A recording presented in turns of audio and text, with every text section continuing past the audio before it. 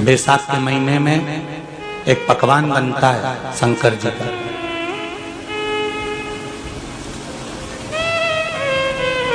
शिव जी के हाथ में त्रिशूल है, शिव जी के 3 नेत्र हैं, बेलपत्री में भी 3, बोलते जाओ, पत्ती है। बैसाख के महीने में जो शंकर भगवान को प्रसाद का भोग लगता है उसमें भी 3 ही चीज मिलती है। सत्तू कोई दूसरे महीने में बनता है? जम के तो बोलो नहीं। कब बनता है? यही बैसाख के महीने में। चने की दाल, गेहूं और जौ, इन तीनों को गलाकर सेक कर जो सत्तू तैयार होता है, इसी बैसाख के महीने में परशुराम जयंती के दिन या अमावस्या के दिन या पूर्णिमा के दिन शंकर भगवान को समर्पित होता है और भगवान विष्णु को समर्पित होता है। दुनिया के लोग कहते क्या होता है सत्तू से? सास अपनी बहू से कहती है बेटा सत्तू बना ले, थोड़ा सा सत्तू बाजार से ले आना, 10 रुपए का खरीद कर ले आना। आज सत्तू, आज अपन पूजन करेंगे सत्तू की, अक्षय तृतीया है, थोड़ा सा पूज देंगे, थोड़ा सा भगवान को भोग लगा देंगे, सत्तू का लड्डू बना लेंगे। बोलो री जी, सही है कि गलत है? बाजार में भी सत्तू मिलता है तो बच्चे कहते हैं, बहुएं कहती हैं कौन खाएगा, काय को ला रहे हो, सत्तू का क्या काम है? पर शिव महापुराण की कथा कहती है, स्कंद पुराण की कथा कहती है, जिस समय पर बैसाख के महीने की सुंदर अमावस्या का दिन था, उस दिन माता पार्वती शंकर भगवान के लिए जब पकवान बनाने के लिए बैठी, कुछ नहीं मिला, तब माता पार्वती ने 3 अनाज को लिया, एक चना, दूसरा गेहूं और तीसरा जो, इन तीनों को भींग रहे थे उसको लेकर आए गंगा जी में से, उसको सेक कर माता ने अंगीठी पर और उसका जो सत्तू बनाकर शिव को दिया। शंकर भगवान ने कह दिया, सुन पार्वती, ये सत्तू नहीं, ये मेरी औषधि है। बैसाख के महीने में जो खाएगा वो जिंदगी भर रोएगा नहीं, शरीर से स्वस्थ होगा। अब उसको लोगों ने हंसी खेल में ले लिया, सत्तू का क्या काम, मम्मी हम नहीं खाएंगे, बड़ा पूरा। शिव जी का एक एक चीज। बैसाख के महीने में पियो बेल, बेल मतलब समझ गए, बेल का रस। बैसाख के महीने में पियो बेल और शरीर को रखो ऑलिव बेल, शरीर बेकार नहीं होगा, शरीर बेकार नहीं हो सकता। अब शिव आराधना तो करो। हाँ, जिंदगी की मोड़ पर शंकर परीक्षा बहुत लेते हैं, बहुत परीक्षा। एक सुंदर संवाद आता है स्कंद पुराण, शायद आप लोगों ने सुना होगा, सुना हो तो भी सुन लो, नहीं सुना हो तो भी सुन लो। कांति नगर में राजा श्रियाजी रहते थे, उनकी धर्मपत्नी का नाम था चांगुणा।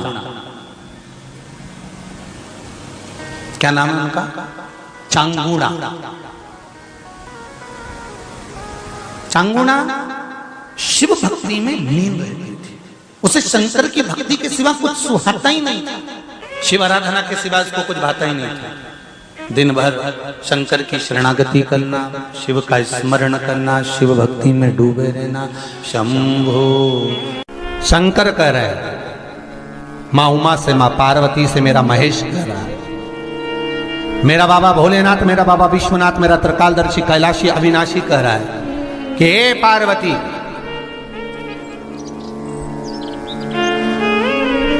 एक बीला, एक बेल जो मुझे समर्पित करता है, और समर्पित करने के बाद उस बेल की महत्वता देखिए, जो बैसाख महीने में बाबा शंकर को जो चढ़ाया जाता है, और 1000 अश्वमेध यज्ञ का पुण्य फल हम प्राप्त कर लेते, मात्र एक फल चढ़ाकर, मात्र एक फल चढ़ाकर।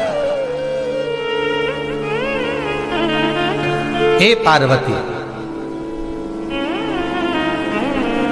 संसार का मनुष्य जब मुझे वो बेलपत्र समर्पित कर, वो बेल का फल समर्पित करता है, पार्वती वो फल जो मुझे चढ़ता है, फिर मैं भले नर्मदा के जल से निकला हुआ कंकर शंकर क्यों ना हूं, फिर चाहे मैं गंगा के जल से निकला हुआ कंकर शंकर क्यों ना हूं, चाहे फिर मैं यमुना के जल से निकला हुआ कंकर शंकर क्यों ना हूं, चाहे मैं सरयू के जल से निकला हुआ कंकर शंकर क्यों ना हूं, चाहे मंदाकिनी के जल से निकला हुआ कंकर शंकर क्यों ना हूं, ए पार्वती फिर जो भी शिवलिंग पर वो बेल समर्पित होता है वो बेल उठाकर जीव अपने कार्य में ले सकता है। ये माँ उमा से कह रहा है। तो उस बेल की महत्वता जानेंगे। अब अपन उस बेल को जानने के लिए वापिस स्कंद पुराण में चले। तो स्कंद पुराण में लिखा हुआ है कि जो बेल बैसाख के महीने में शंकर को चढ़ाया जाता है वो बेल का फल उठाकर रख लिया जाता है। बैसाख के महीने में उस चढ़े हुए, बाकी के आपको बेल का फल खाना हो तो बात दूसरी, पर चढ़ा हुआ जो बेल का फल है वो पूरा बैसाख नहीं खाना। बैसाख के बाद में अगला जो महीना आए उस महीने के अंदर उस फल के अंदर का गुर्दा निकालकर उसको सुखा लीजिए और सुखाकर जिस व्यक्ति को पथरी की बीमारी हो और जिस व्यक्ति को पेट में बहुत भोजन पचता ही नहीं है, पूरा शरीर पाचन क्रिया बेकार हो गई, उस व्यक्ति को केवल 7 दिन तक शंकर पर चढ़ा हुआ वो बेलपत्र प्रदान कर दीजिए। पथरी भी बाहर और पाचन क्रिया भी ठीक, जिंदगी भर तकलीफ नहीं।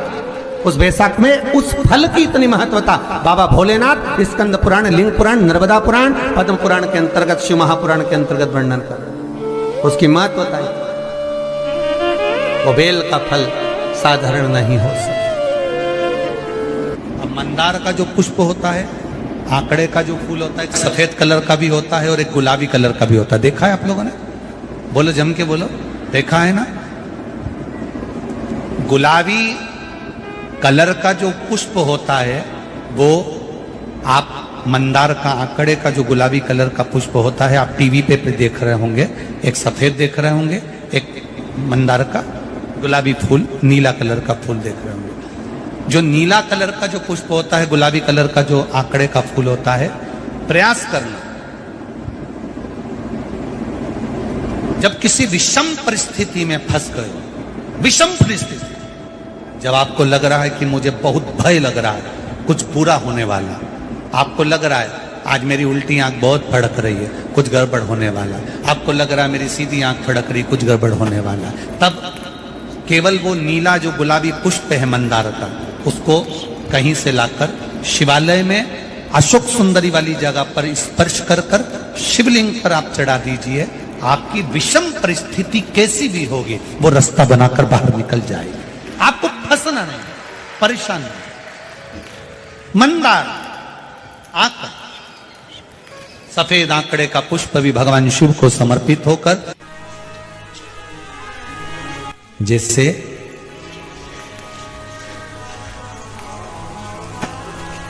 बेले के फल का गुर्दा, बेल का जो फल होता है, बेलपत्री का फल, उसका जैसे गुर्दा, उसके अंदर का जो भाग होता है बेल का, वो गुर्दा,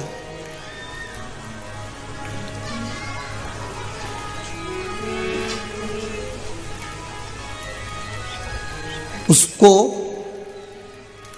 अग्नि में जलाकर उसकी भस्म तैयार कर कर छान कर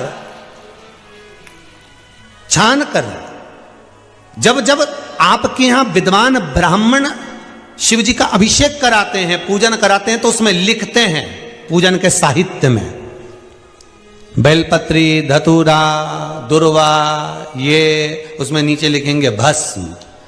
लिखते कि नहीं लिखते? लिखते हैं ना, भस्म अभिषेक में चाहिए रहती है।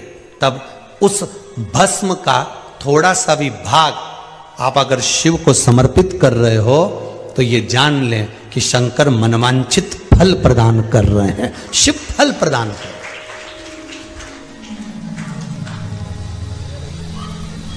महाराज,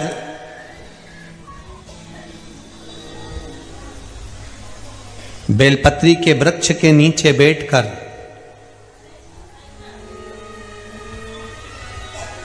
हाथ में एक बेलपत्र का पत्ता रखकर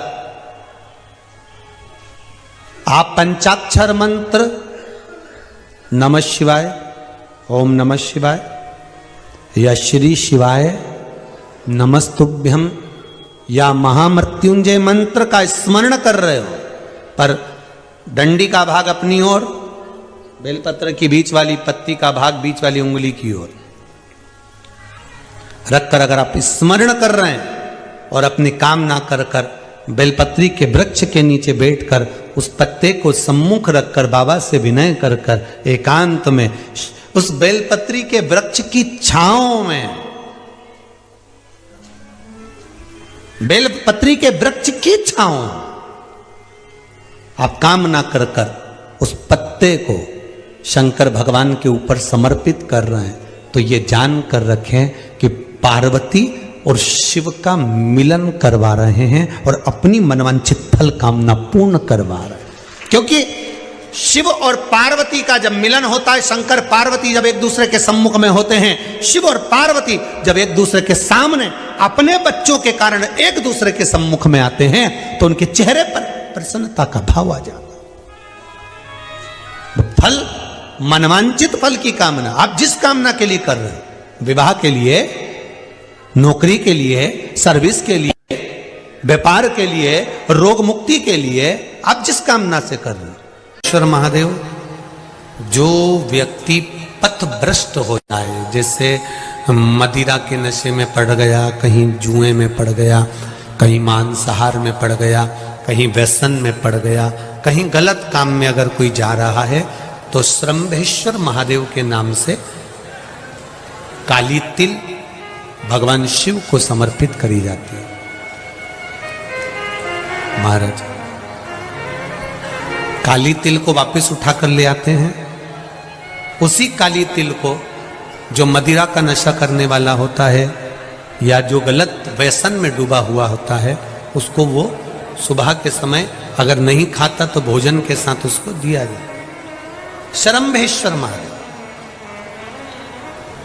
एक बेलपत्री का भी बहुत अच्छा प्रयोग है श्रंभेश्वर महादेव का। मदिरा पीने वालों के लिए, मांसाहार, व्यसन में, जुए में, वेश्यावृत्ति में, पर नारी में, गलत जगह पर जो डूबे रहते हैं उनके लिए, पहले की कथा में उसका वर्णन किया है बेलपत्री का। श्रंभेश्वर महादेव, एक बार सब बोलेंगे, कौन से महादेव?